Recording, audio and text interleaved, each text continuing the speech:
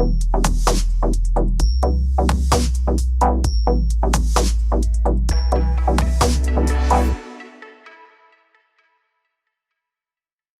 the fire. Welcome back to SMWX. And today I am joined by Economist Extraordinaire and founding director of Nascence Advisory, Xhanti Payi. Guys, thanks so much for joining us on SMWX. That's really good to be here. I feel quite honored, actually. I mean, I've seen the people who come before me. It's like, thanks for having me. Well, not only are you a well-known figure on the South African public landscape, Xhanti, but you also comment on various SMWX videos on Twitter, so it's the perfect fit. Exactly.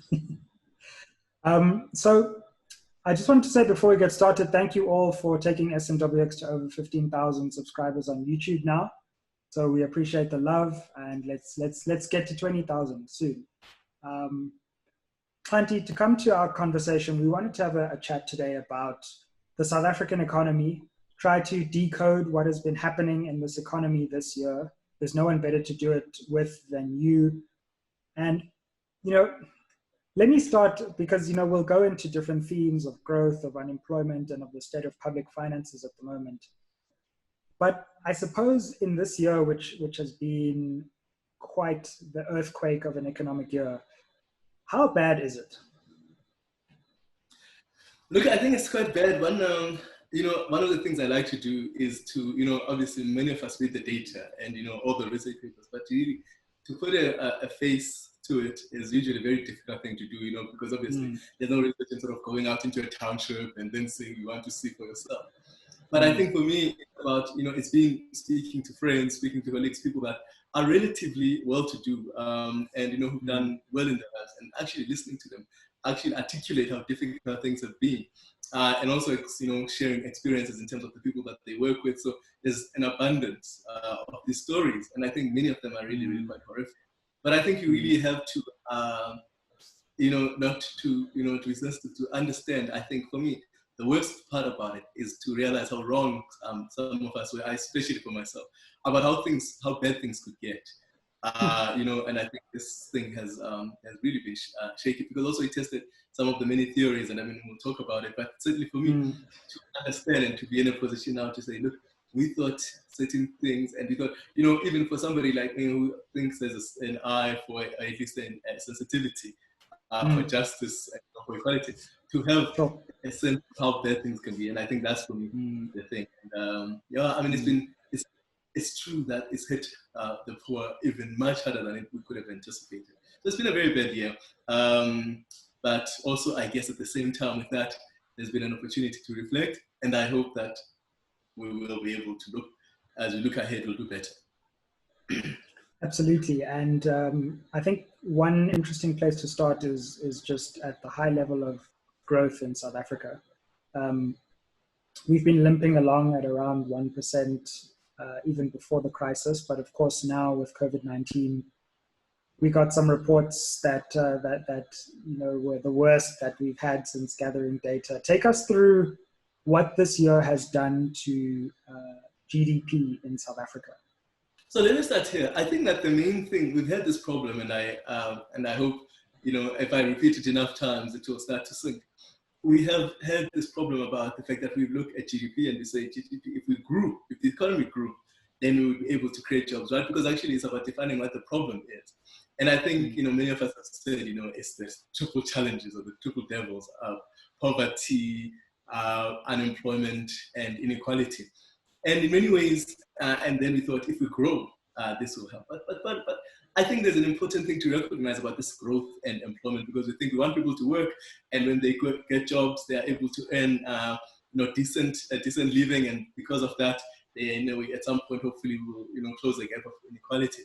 And we think that will come from growth. But if one realizes that that's old economics, that's all the stuff of the 2000s, because that speaks to the so-called trickle-down effect. That actually what you want is for how do you think about growing? What growth really is, it's how we actually gather, because it's called gross domestic product, which basically we actually aggregate what we produce. In order for you to produce something, hopefully, especially if you're actually trying to defeat unemployment, you want people to be at work. And in this country, one of the biggest problems, of course, is that people are not at work. We've got millions and millions of people, depending on how you want to define unemployment, that are actually not at work, not in school or in education, and certainly have given up. And one of the things about that means that how can you expect to grow an economy if people are not at work? And on what basis can you say we're going to aggregate that is improving every year when every year actually we are not getting people to work? Because it is about people's efforts, what they do on a daily basis that we aggregate. So people building houses, planting corn, whatever that they are doing and that they're producing, that's what we call actually output.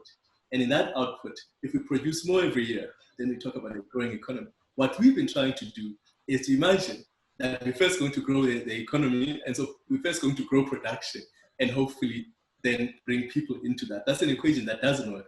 But I want to say why that is an attractive proposition, why it has been, is because actually we look at our economy from the perspective of investment or investors. Because you want somebody to invest in your country, they want to see that you are a growing country, so you've got GDP that's growing, and then they'll come and invest. And hopefully that's the thing. And so we've looked at that because we've been hoping that somebody will invest, and so when they build a factory, then our people will come and work. And so that's the perspective we've employed. But we know that actually that there's a number of dynamics on which we are tilted away from the investment, but that we can have that discussion. So I think the first part really is to actually make this argument very strongly that we aren't going to grow. And the World Bank, including the IMF, have made this point that actually what happens is this, that the one thing that is a detractor to growth is the exclusion of people.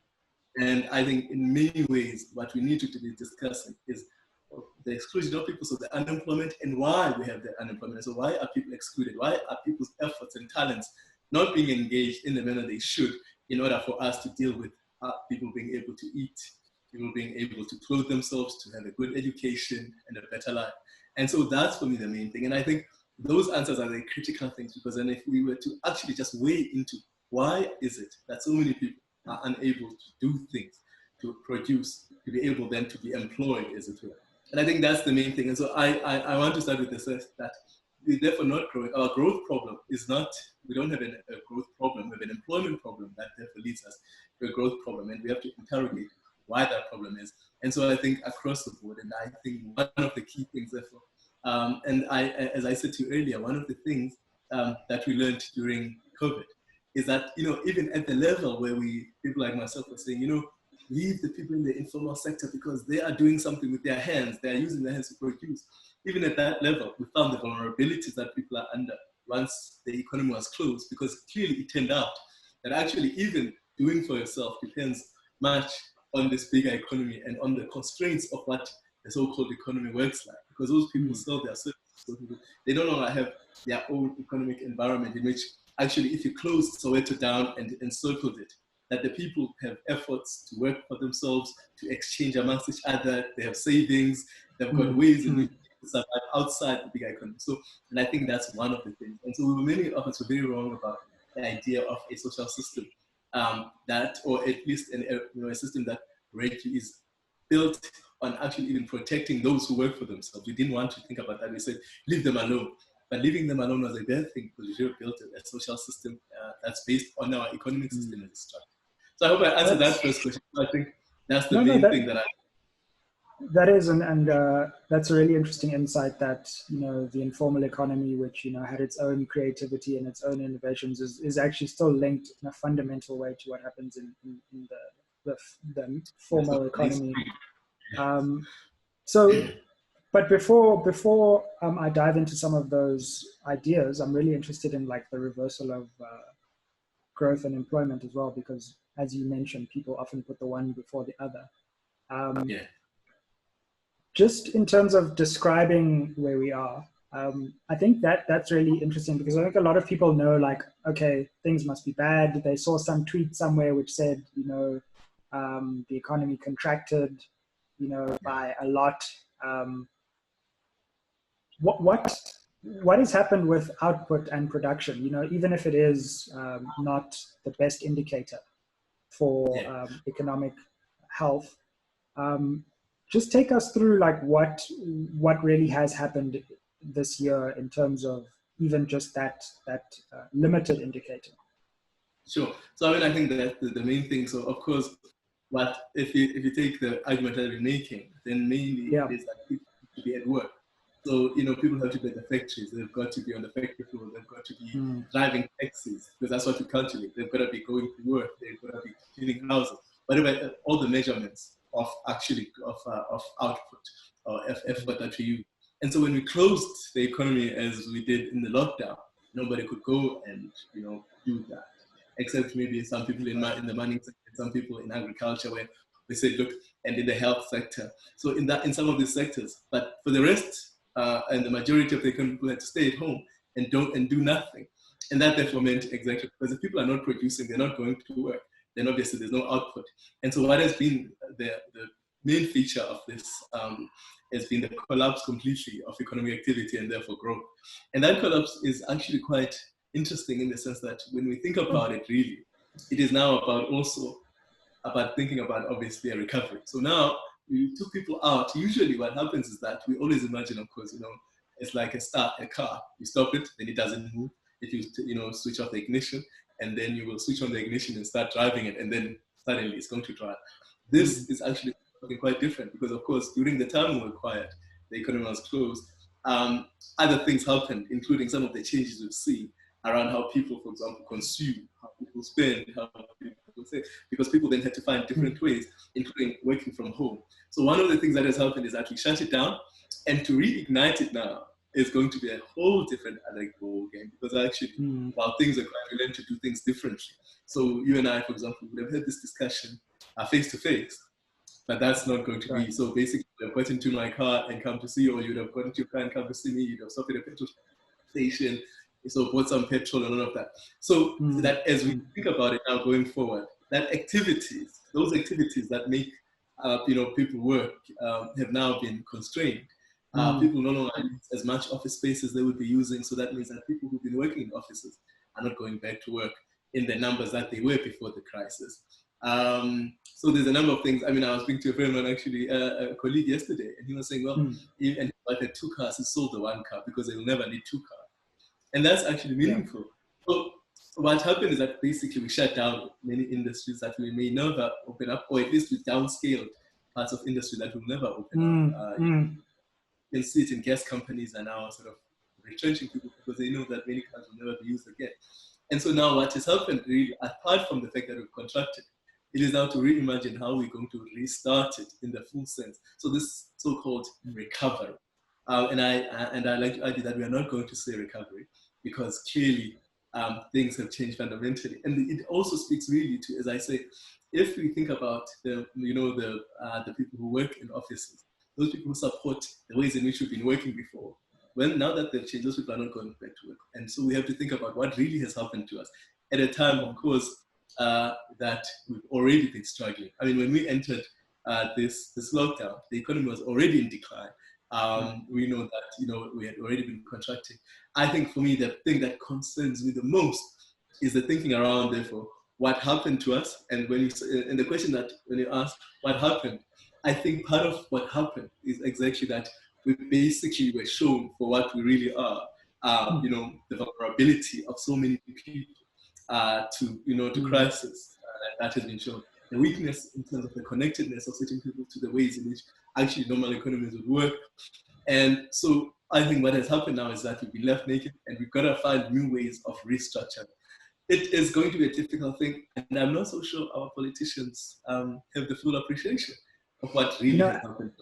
As you say that, and alluding to what you mentioned earlier, it makes me think, like you're saying, of people in a similar situation to us, this aspiring class of young Black professionals, creatives, digital strategists, lawyers, even medical practitioners, and this sense that our generation was on a fundamentally different economic path to generations before us. Yeah. And suddenly, people are having to confront this crisis and realize that they're one paycheck away from poverty, from disaster, from inequality. Absolutely, and I think that, I think you speak particularly about creatives, and you say the restructuring, for example, of the ways in which our creative industries are built. In other countries, we can build a creative industry on the basis of the people who spend directly on those products. So in this country, it's based mainly on the people, on companies, on brands that want the expenditure. So basically, you pay the artists so that you can expect the expenditure. So, for example, let me say, a communications company like MTN will sponsor big shows because they want the consumer to come and interact with their brand. And so that's how many of our creative industry has worked across the board, with that in performing industry, and sometimes very much even in the fine arts. Now that situation has changed completely, right? Because now these people first of all, it's difficult to perform. So as MTN does not see why you actually, because you're not going to bring them that. So that industry itself, whereas if we now were to open up tomorrow and say, look, COVID is gone, and people started to do a show, would they immediately be able to recover? And I think that's the difficulty that we face, because actually then the pockets of consumers are not very strong, and it makes the argument very, very difficult to sustain. So young people have been finding new ways of doing things. I mean, I think that this is the part that I found quite exciting, because we could always at some point say, look, we are creating new things. We are coming up with new digital technologies. I'm working on a project now that is paid for by the ILO with Nedbank, and on the future of work, decent work in particular. And one of the things that comes out there very clearly, and that actually sort of concerns me, is even when we think about the fourth industrial revolution, one part where we thought young people would participate is that it relies mainly, of course, on, say, for example, think about Uber and Taxify, on creating products that can actually tap into the potential of the economy. By economy, I mean other South Africans. Now that that has been almost demolished, you want to think, where is that going to go? What clever ways do young people have to find to actually find themselves in this new economy? And the rest of the world is not sitting back at home, because the platform on which we are talking is not even South African, right? And so what opportunities are there for young South Africans and to engage these new platforms so that we can move forward?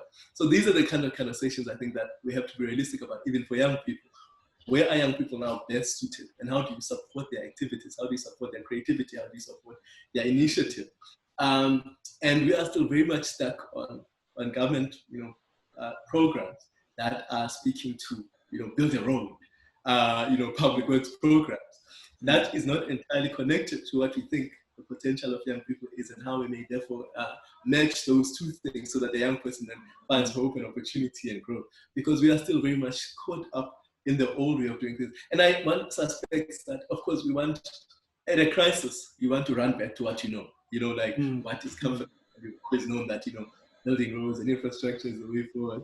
But it may not be. I mean, even if I talk to somebody in the property sector, many young people thought, I'm going to go and be involved in student housing. I know many young people have been involved in student housing because they think that's where, there's been a big deficit, and they know student life. But now that many young people have learned that, many universities have learned to, put people online. Many universities have created teaching and learning online. Student housing may not be the way forward anymore, because perhaps people are not, it's not going to be so important to go on campus. It's not going to be the center of how we do education. Again, that's taking out another industry and another potential for growth for young people. So I think all of these things are important to consider, and how we think about youth and youth engagement is very important. And I always think it's a big mistake to blame young people, to say, look, they must show initiative. You can't show initiative when the exposure to the world and the interactions on which we talk about is important. The level of education, the exposure that is not there. So I think that those in leadership, those you and I who can maybe bring the information, are going to play a much bigger role than we thought we were playing, because we could have just let things be. Because the vulnerability of young people is immense, and one needs to think about that vulnerability in a much more serious way than we have, rather than, I think, the romanticized manner in which we think young people are resilient, they can do things for themselves. The vulnerability is quite serious. It's not to say that, of course, there's no potential. It is to say, let's also recognize those vulnerabilities that are now facing them before. That were not there before.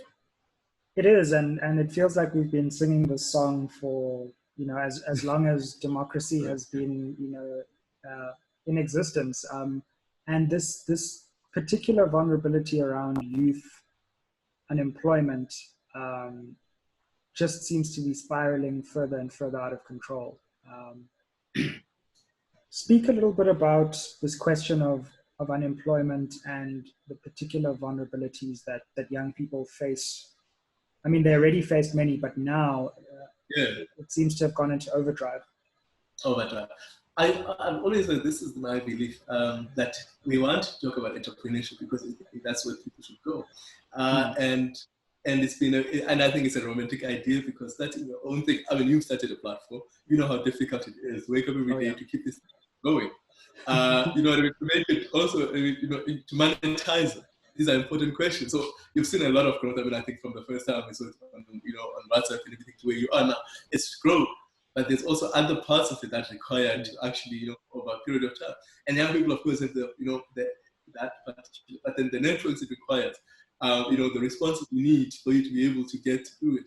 And many times that is what is lacking for the majority of young South Africans. So there is a bunch of us that clearly, I mean, I always tell people this idea that when I started my own business, I was not a nobody. You know, I had been writing columns and, you know, in reading newspapers, I was doing well. But once I started that business, and I had a career in big, you know, in leading banks. But when you start and you run something, it's very, very difficult. You need every piece of support you can get. And many young South Africans don't have that. And, you know, I don't have friends to call when my car runs out of petrol because I haven't made money in 4 months. So therefore, those backups are not there. So that vulnerability is important because clearly, while everybody may show initiative, they're vulnerable in the terms of which the society we have and we've inherited as young people is, and as much younger people than we have inherited. So that vulnerability is important. Again, it is to say, how do we rethink that? I think it might take us, because then that unemployment, even at times where now people are thinking about, okay, who do we find, who do we hire? The people who are hiring young people at the moment are those who are looking for cheaper labor. So inexperienced people that might be cheaper, right? But for the most part, the people who actually get the jobs are older, much more stable, much more people feel trusted, you know, trusted hands. And you see that 10 years experience. Exactly. And you see that in the numbers, you know. You see it in the numbers of the unemployment, of course, is more to younger people than it is to the older, more the employed are more the whiter males than the, you know, younger females. So those vulnerabilities exist, and that is what defines us. And I think we are sometimes quite swayed by this idea of, you know, we've got potential, you know, that we are resilient. Resilience is, you know, it's romantic, but it's not real because clearly you have to be resilient with something. And then I think we gotta have to think about, for young people in particular, then even in the sense of information, you know, if we think about the information age, many young people struggled in the education system because, you know, you saw who in the higher education primary school were able to participate in education during the lockdown. We certainly know who was doing well in the jobs market during lockdown, in the higher education system during lockdown. It wasn't everybody, you know, so some people who went home had to go now and struggle to get online and to get computers, or they live in homes where they can't. They have 5 members of the family, it's noisy. I mean, there's some very funny videos, I'm sure you've seen them, of people struggling to study with babies.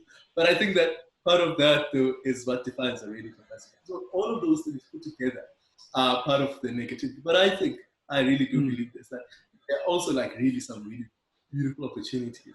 And we can talk about that we need, but they're going to require, I think, the kind of movement that I think we saw in Fees Must Fall, the kind of movement that almost has to sort of shake the system, because otherwise it won't change. So I think we need a level of, I wouldn't say activism as it were, but almost a formal engagement and a cross-cutting engagement that allows us to sort of then fundamentally to look at everything that I've just described and say, how are we going to do things differently to cover all these vulnerabilities?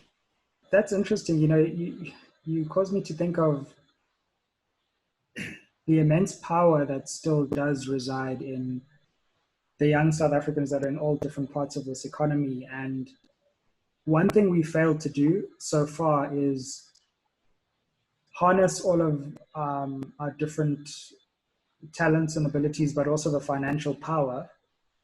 It may not be huge, but that we have as a network, and direct that.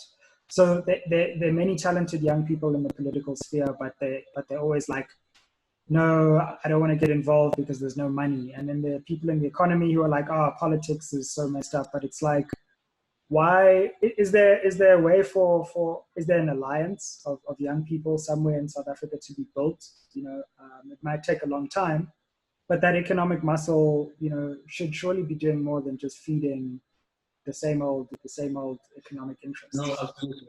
There's no doubt about that. I think that, I mean, I don't know that there is, but I think that there should be something like that, that alliance. I watched, again, through Facebook, when people were putting money together, people carrying care packs to young people to support, the cause. Because at that time, really, I think many of us, I think at the beginning, were not so convinced about where this movement was going. But I think once it started to show, everybody thought, let's go and support, from academics to young people in business to older people. So I think it has to be clear, where this thinking is. And it's time to think about it, because also nobody wants a country of young people who are constantly agitating or always on the streets, because it goes badly for every single person. Now, I don't want it to be a threat. I know many of economists will say this a lot about, the instability and all of that, that actually has a negative impact on the investment and therefore growth and all of that. So clearly you don't want to threaten people like that, but I think there should be a recognition that the potential for, I really do think, people who want to be rich could be so rich in this country if we were to actually speak to the 60% unemployment rate of young people for power, because the rich countries in the world, as I said, when I think about it, the reason people who are in the US, even if you've got a small following, you do really relatively well, because actually there's a consumer, and that consumer is able to take your product, whether you are an artist, whether you are an inventor of, pellet guns, basic things that make people rich in the developed world. Are things that are not in our world, because obviously so many people are unemployed, so many people have no means. And I think part of it is to say, the business thinks about it, and that's the alliance. I think we are to think about it. Those of us who are aspiring, entrepreneurs, or those who are entrepreneurs, those who are in the activist movement, getting together and saying, look, this thing can solve. And because I think most people don't understand this, I think South Africa has immense potential, because we are already a diversified economy, right? We've got a good banking system, we've got a mining sector, we've got an agricultural sector, we've got a construction sector. So it is not as if we are starting from scratch. There are already very strong bases on which to build, economic activity and inclusion of people. It is just to us to include people, which is basically what we've always been trying to do. The end of apartheid was because of exclusion. And it is terrible that at this day and age, we are unable to foster inclusion of young people, of women. It really is a terrible thing that we need to think about. But again, I want to take it back to, we have to answer the question, what are the things that keep people out? And how do we deal with those impediments that have kept so many people out? And I think if we start to answer that question, we might move to something. But as I think you're saying, it's going to take a lot of us talking to each other and answering those questions, and stop being so path dependent. Assuming all the old things and stating, no, it's just infrastructure. I don't think it's not enough to say it's infrastructure, or it's a poor education system. Those are simple, or people must learn in their mother tongue. Things have changed rather fundamentally now, and we need to focus on what are the things that we can do to unlock the potential of young people, potential of women, in particular, to bring in people who live with disabilities into the main economy. So inclusion is how we think about it. And so what has been the force for exclusion, and therefore how do we change that situation? And lastly, before I let you ask the question, is like the question I think, many of us, we must do this, we need to think about this. I think also important is to discuss what we mean by we. Yeah, absolutely. I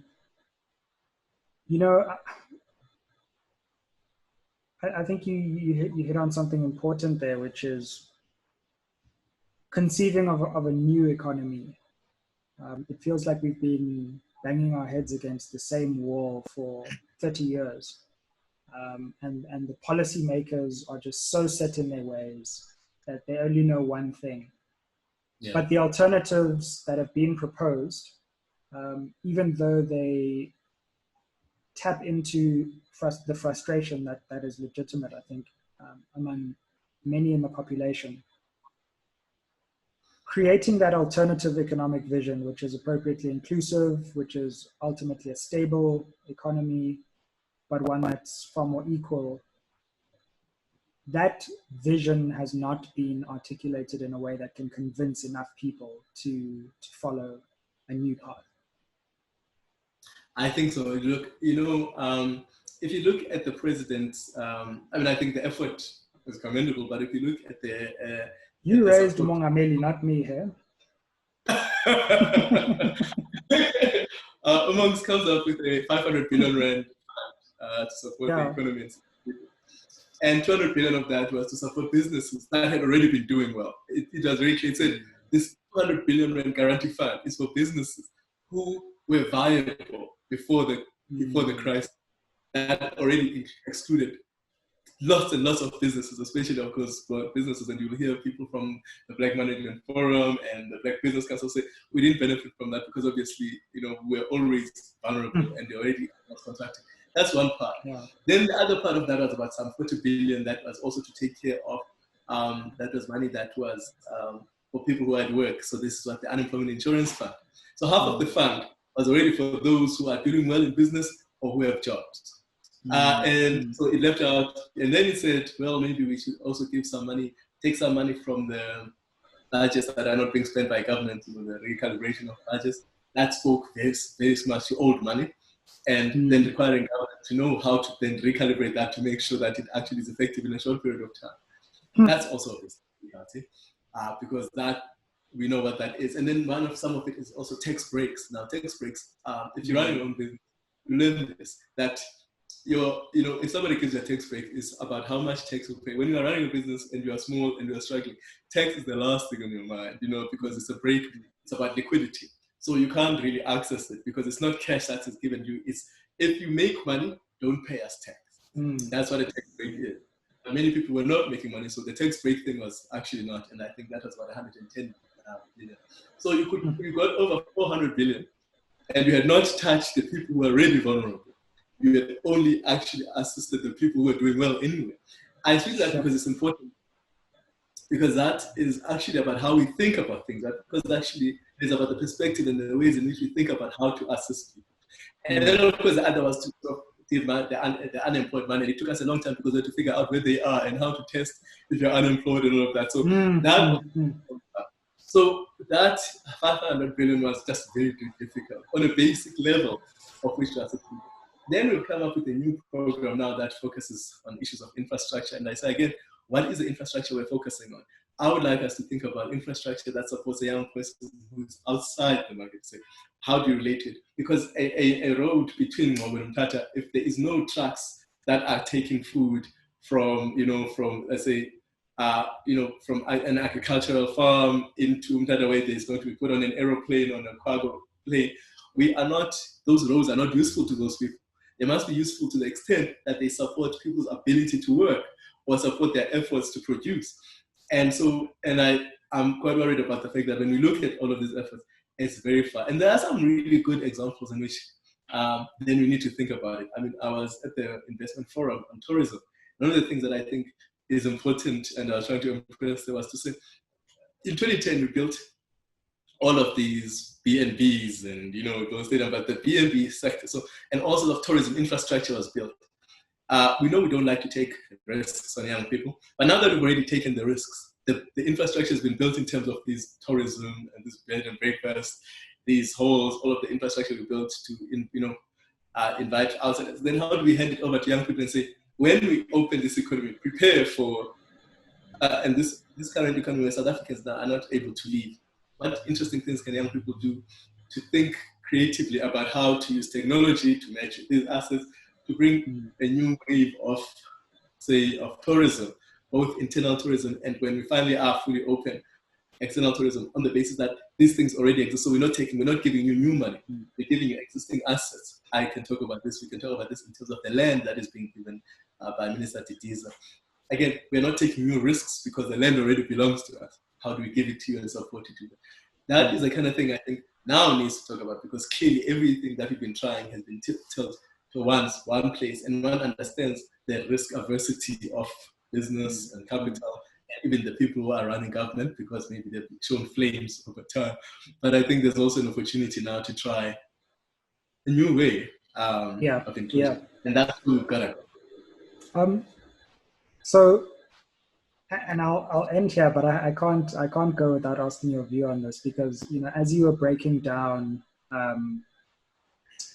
the way that these relief funds have actually just strengthened the already existing economy, which is so fascinating to me, because that's not how they've been framed at all. The addition to that is that all that has also become a certain amount of debt. So not only have we not helped the vulnerable, but we're now in a worse fiscal position than we were before. And of course, this is in the context of an approach to the IMF for a roughly 70 billion rand loan through their rapid financing instrument. So what's your view on this IMF loan? And do you think that it's a source of stability in the short term that's worth taking, or do you think that there are risks involved with incurring this further debt? They're huge risks. Anytime you borrow money, okay, you better have a plan to pay back. And it has not been clear. So when we were borrowing it was to support the COVID-19 plan. So basically we said, we need to borrow this money because we have a problem, and we're going to take that money and we're going to invest it in such a manner, not to buy PPE, but invest in such a manner that it will actually support growth and recovery from the PPE. Now, if you imagine what I've already said about how we invest money and how we think about investing money, it does not give me very much confidence in that it's going to really come back in the middle. We think it's going to come back so that it can cover itself. So then we are in a very grave situation, in which obviously then your autonomy is given up, because at some point when you are unable to pay, then somebody, banker, dictates how you should live. You should do policy. So unless we really we have an agent about how we use that money, and I suspect, we already know that, some of the money has been thrown into the deep ocean that is SAA and other kinds of things. So the point is really to say, and one of the biggest problems in South Africa is that, we measure everything, of course, as debt to GDP, by which we mean how much debt you have. GDP is production, which means income. So how much of your debt do you owe over the income that you make? So when you say 90%, when we say 90% to GDP, we say 90% of what we owe, we actually owe 90 out of 100 of the income that we make. So basically, 90 out of the 100 rand, of every rand we make, 90 cents is already debt. That's the danger we are already now facing. And unless we change the ways in which, of course, to pay for that debt, we need people to have the income to be taxed. South Africa has a very low tax base because we've got very high unemployment. And that means unless we change that feature of people producing and being employed, not the economy itself growing, but being employed, so that people then can be able to be taxed to pay their dues in terms of a society that is potentially one that is successful. And then we can pay that back. So unless we grow employment, unless we are able to be more productive, we are not going to be able to pay that money. And that's the danger then we face, because then what do? We default. And that's, something that even the mind doesn't want to imagine. Well, Xhanti, I just want to thank you so much for coming on SMWX, for sharing your insights with our audience and schooling us on some economics. And hopefully we can have you back one of these days. No, of course. Thank you very much. I'd be very happy to be here. Thanks for having me. I'm very happy. As I was commenting all those things, I was waiting my turn. And you didn't pull a Zuma by running away from the question. So. No. Thanks very much. But maybe not. Thanks a lot. Okay. Ayeye.